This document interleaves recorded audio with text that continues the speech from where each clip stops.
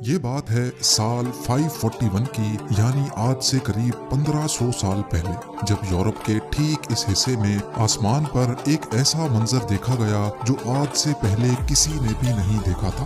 عجیب شیپ کے کافی گھنے اور کالے بادلوں نے آسمان پر ڈیرا ڈال دیا تھا، اور یہ اتنے گھنے بادل تھے کہ انہوں نے سورج کی روشنی کو بھی پوری طرح سے روک دیا تھا۔ پہلے تو یہ سمجھا گیا کہ یہ بادل بارش برسا کر غائب ہو جائیں گے، لیکن ایسا سوچنے اور سمجھنے والوں کو کہاں معلوم تھا کہ یہ بادل کچھ ایسا کرنے والے ہیں جس کو ہمیشہ کے لیے یاد رکھا جائے گا۔ یہ پورا علاقہ اس دور میں ایسٹرن رومن امپائر یا پھر بائزنٹائن امپائر کے کنٹرول میں تھا، جہاں کی کیپٹل سٹی کانسٹینٹینوپل تھی، جس کو آج استنبول کہا جاتا ہے۔ اور یہ عجیب و غریب منظر بھی استنبول یعنی اس وقت کے کانسٹینٹینوپل میں ہی دیکھا جا رہا تھا۔ کچھ گھنٹے گزرے، پھر کچھ دن، اور پھر کئی ہفتے، لیکن یہ انوکھے بادل نہ ہی برس رہے تھے اور نہ ہی آسمان کو چھوڑنے کا نام لے رہے تھے۔ دن بدن یہ معاملہ کافی سیریس ہوتا جا رہا تھا، اور اب بات یہاں تک پہنچ چکی تھی کہ پچھلے کئی ہفتوں سے کانسٹینٹینوپل نے سورج کی شکل تک نہیں دیکھی تھی۔ لیکن کس کو معلوم تھا کہ یہ سب تو صرف ایک شروعات تھی، کیونکہ آگے جو ہونے والا تھا وہ کسی کے وہم و گمان میں بھی نہیں تھا۔ زیم ٹی وی کی ویڈیوز میں ایک بار پھر سے خوش آمدید۔ ناظرین، ایئر 541 میں کانسٹینٹینوپل پر ایک بہت بڑی مصیبت آ چکی تھی۔ اس دور میں بھی یہاں 10 لاکھ سے زیادہ لوگ رہتے تھے، اور پچھلے کئی ہفتوں سے بادلوں کے سائے نے سارے لوگوں کو کافی بے چین کیا ہوا تھا۔ لیکن معاملہ تب مزید سیریس ہو گیا جب یہاں ایک ایک کر کے لوگوں کے مرنے کا سلسلہ شروع ہو گیا۔ جی ہاں، چلتے پھرتے لوگ بالکل ٹھیک ٹھاک حالت میں کھڑے کھڑے گر جاتے تھے، اور پھر کچھ ہی دیر بعد ان کی سانس نکل جاتی تھی۔ یہ معاملہ دیکھ کر ڈرے اور سہمے ہوئے لوگوں میں افراتفری پھیلنا شروع ہو گئی، کیونکہ ان کا خیال تھا کہ شاید اب دنیا کے ختم ہونے کا وقت آ چکا ہے۔ اوپر آسمان پر گہرے بادل، فضا میں ایک عجیب سی فوگ، اور زمین پر لاشیں ختم ہونے کا نام نہیں لے رہی تھی۔ گرمیوں کے موسم میں سخت سردی پڑنا شروع ہو گئی، اور برف باری اتنی شدید ہو گئی کہ نہ ہی لوگوں کی فصلیں بچی اور نہ ہی جانور اور پرندے۔ اس وقت کے بائزنٹائن ایمپرر، جن کا نام جسٹینین تھا، انہوں نے لوگوں کو پرسکون رہنے کا حکم دیا، اور یہ کہا کہ جو لوگ اچھے کام کرتے ہیں ان کی جان کو کچھ نہیں ہوگا۔ ایمپرر کے اس بیان نے لوگوں کو مزید بے چین کر دیا تھا، کیونکہ یہ بیماری نہ ہی اچھے انسان کو دیکھ رہی تھی اور نہ ہی برے کو۔ روزانہ ہزاروں کی تعداد میں لوگ مر رہے تھے، جن کو ایک ساتھ ہی بڑی بڑی قبروں میں دفن کیا جا رہا تھا، اور اب نوبت یہاں تک پہنچ چکی تھی کہ یہاں کھانے پینے کا سامان بھی ختم ہونے لگا تھا۔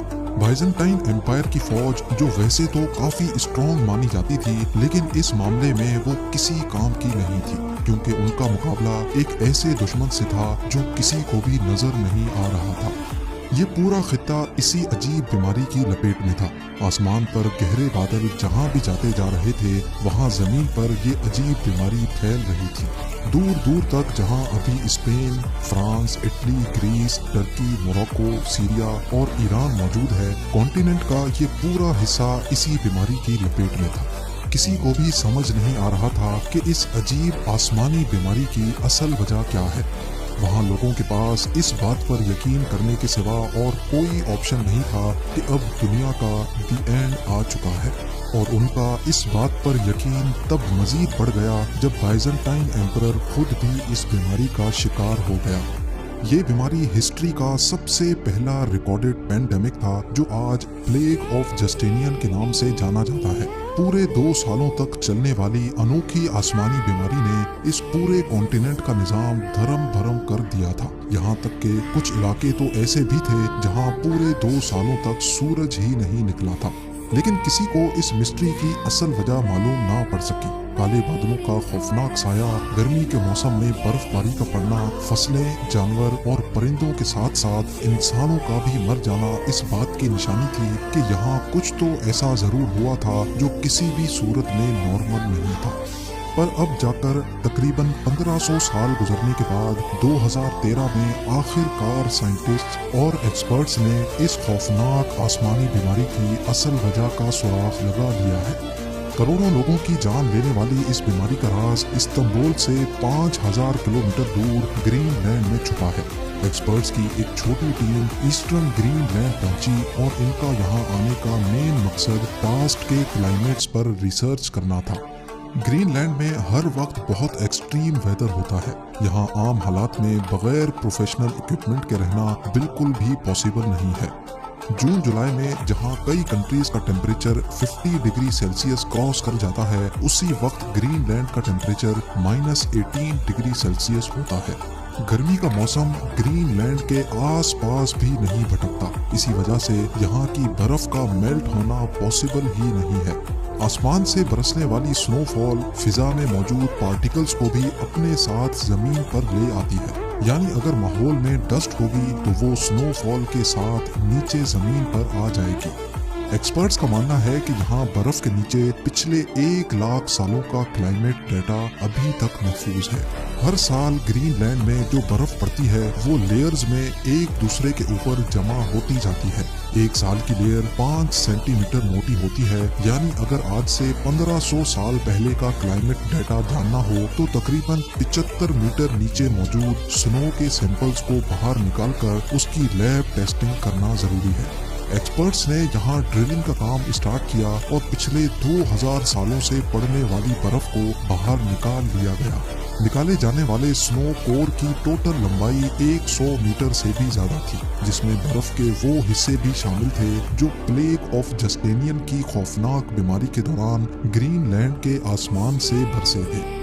निकाले जाने वाले आइस कोर पर इलेक्ट्रिकल कंडक्टिविटी टेस्ट परफॉर्म किया गया तो हैरत अंगेज तौर पे ईयर 500 से 600 के दरमियान पड़ने वाली बर्फ में सल्फर की एक स्पाइक देखी गई। ये स्पाइक इस बात की निशानी थी कि जिस दौर में कॉन्स्टेंटिनोपल में 2 सालों तक काले बादल मंडला रहे थे, उस दौर में एटमॉस्फेयर में कुछ न कुछ गड़बड़ जरूर थी। सल्फर डाइऑक्साइड एक बहुत खतरनाक गैस होती है जो कि न सिर्फ इंसानों के लिए बल्कि जानवरों, परिंदों और प्लांट्स के लिए भी हार्मफुल होती है। अगला टास्क ये जानना था कि 6th सेंचुरी के दौरान एटमॉस्फेयर में सल्फर क्यों मौजूद था और वो आया कहाँ से था। एक्सपर्ट्स का मानना है कि आसमान में इतने ज्यादा सल्फर पार्टिकल्स सिर्फ एक चीज से पैदा हो सकते हैं और वो चीज है वोल्केनो। जी हाँ, अर्थ के अंदर मुख्तलिफ मकामात पर पिघले हुए पत्थर मैग्मा की सूरत में उबल रहे होते हैं। अर्थ की आउटर लेयर अपने प्रेशर से मैग्मा को बाहर निकलने से रोकती है, जबकि मैग्मा हर वक्त कोई जगह तलाश करता रहता है जिससे वो बाहर निकल सके। मैग्मा और जमीन की ये जंग सिर्फ तब तक चलती रहती है जब तक समंदर का पानी मैग्मा तक नहीं पहुंच जाता। अगर समंदर का पानी मैग्मा तक पहुंचने में कामयाब हो जाए तो पानी गर्म होकर गैस बन जाता है और यही गैस अब मैग्मा के साथ मिलकर जमीन पर और ज्यादा प्रेशर देने लगती है। बस फिर किसी भी वीक पॉइंट से मैग्मा लावा की सूरत में फटकर बाहर निकल आता है।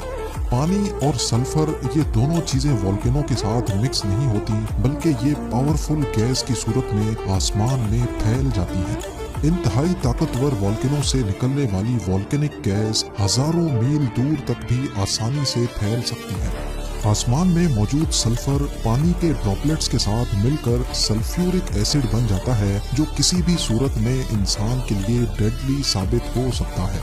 सल्फ्यूरिक एसिड के ये बादल इतने घने होते हैं कि ये सूरज की रोशनी को भी पास नहीं होने देते। 1500 साल पहले प्लेग ऑफ जस्टेनियन के केस में भी कुछ ऐसा ही हुआ था। ये बात तो कंफर्म हो चुकी थी कि यूरोप में लाखों लोगों की मौत का जिम्मेदार एक खतरनाक वोल्केनो था। एक तरफ जानलेवा सल्फ्यूरिक गैस तो दूसरी तरफ सल्फ्यूरिक एसिड के बादल। ये बादल बरसेंगे तो जैसे तेजाब की बारिश होगी, और अगर ये नहीं बरसेंगे तो इसके बादल इंसानों को सूरज की रोशनी के लिए तड़पा देंगे। ये एक ऐसी सिचुएशन थी जिसमें इंसानों के लिए हर मोड़ पर सिर्फ तबाही ही तबाही थी। जिस वोल्केनो के फटने से ये सारी तबाही हुई थी, वो वोल्केनो कौन सा था ये जानना अभी भी बाकी था। कई सालों के बाद एक्सपर्ट्स इस नतीजे तक पहुंचे कि कॉन्स्टेंटिनोपल से 11,700 किलोमीटर दूर समंदर के उस पार ठीक इस मुकाम पर एल सैल्वाडोर में वाक़े इलोपोंगो लेक है। जब कॉन्स्टेंटिनोपल में प्लेग ऑफ जस्टिनियन आया था, उसी दौर में इस लेक के अंदर से एक खौफनाक वोल्केनो फटा था और उसकी जीती जागती मिसाल ये पहाड़ है। ये पहाड़ जो दिखने में तो बिल्कुल नॉर्मल लग रहा है, लेकिन ये असल में वोल्केनिक ऐश का पहाड़ है जो इसी लेक के अंदर 1500 साल पहले फटने वाले वोल्केनो के नतीजे में बना था। नाज़रीन, इस वक्त दुनिया में करोड़ों लोग वोल्केनोज के साए तले रहते हैं। ये वोल्केनोज किस वक्त फटेंगे, इसका जवाब साइंस के पास नहीं है। हमें सिर्फ ये मालूम पड़ चुका है कि जो वोल्केनोज इंसानी आबादी से हजारों किलोमीटर दूर भी हैं, वो भी हमें नुकसान पहुंचा सकते हैं। दुनिया भर के वोल्केनोलॉजिस्ट्स, क्लाइमेट रिसर्चर्स और जियोलॉजिस्ट पास्ट में फटने वाले वोल्केनोज और उनके नतीजे में होने वाले नुकसान पर अभी तक रिसर्च कर रहे हैं ताकि इंसानों को इन स्लीपिंग जायंट्स की तबाही से बचाया जा सके। उम्मीद है ZEM की ये वीडियो भी आप लोग भरपूर लाइक और शेयर करेंगे। आप लोगों के प्यार भरे कमेंट्स का बेहद शुक्रिया। मिलते हैं अगली शानदार वीडियो में।